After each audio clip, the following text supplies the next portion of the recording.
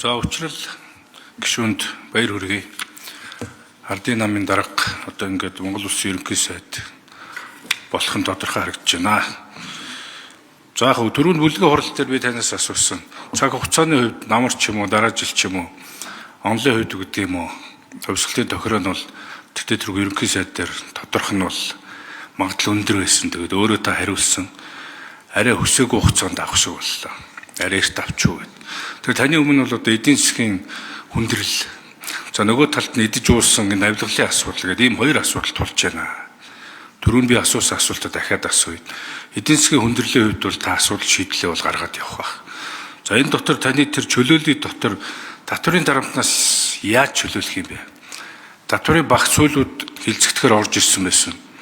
Энэ дотор ерөөсө тоо тавигдаагүй байна л та.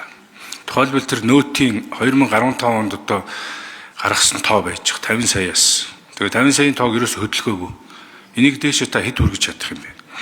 Ядаж нэг төрөм хүргэх юм бол энэ аж ахуйн нэгжүүд чинь нуруу нь одоо жоох амрах гэдэг л та. Нөөтийн асуудал дээр. За аргаа аваад өнөөдөр Баярмаа гишүүн тэргүүтээ хүн амын орлогын албан татврыг нэг хувьд хүргэх ийм хуулийн төсөл өргөн барьж байна. Энд дээр ч гэсэн одоо орлогын албан татврын 80%-ийг одоо татварт өгч байгаа. Иргэдийн нурууг бас яаж чөлөөлөх юм бэ гэдэг. Ингээд татврын багц хууль нь таны чөлөөлийн бодлогын хүрээнд ямар асуудлуудыг шийдэхээ тоотой хэлэх боломж байна уу? За Зандан шатар сайдын хууль зүйн сайд томдогдож хахад би бас хэлж ирсэн нэг үг байт юм аа. Хэрвээ энэ авилгалын асуудлыг гаргаж ирээд үнэхээр их хурлаар оруулаад шийдэж чадах юм бол ард түмэнд харуулах юм бол та баатар болно гэдэг ардын баатар. За хийж чадахгүй бол ардын мянгуужин болно гэсэн. Энэхүү сайд өнөөдөр одоо мянгуужин болоод үлдэх юм шиг байна. Тэгээ хууль зүйн сайдад та ямар хүнээр сонгох юм? Эсвэл энэ хүнийг өргөжлүүлж ажилуулад энэ илцэлмийг гаргах юм уу? Сүүлд авсан судалгаан дээр байгууллагын бий санахгүй байна.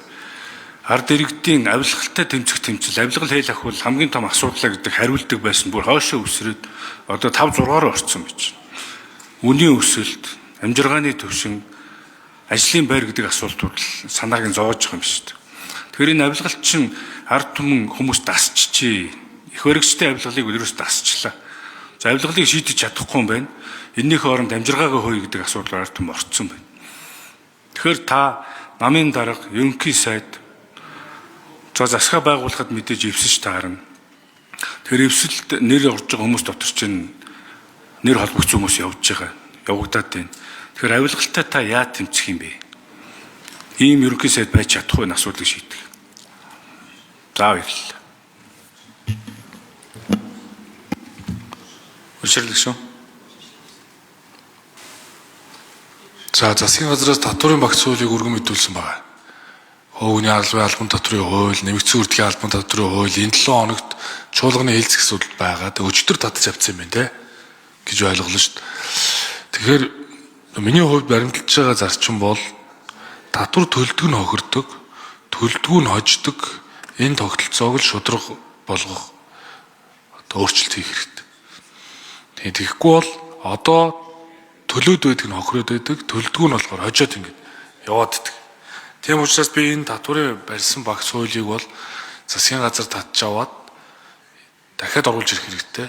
Их хурал дээр Соронзон гишүүний ажлын хэсэг ажилласан.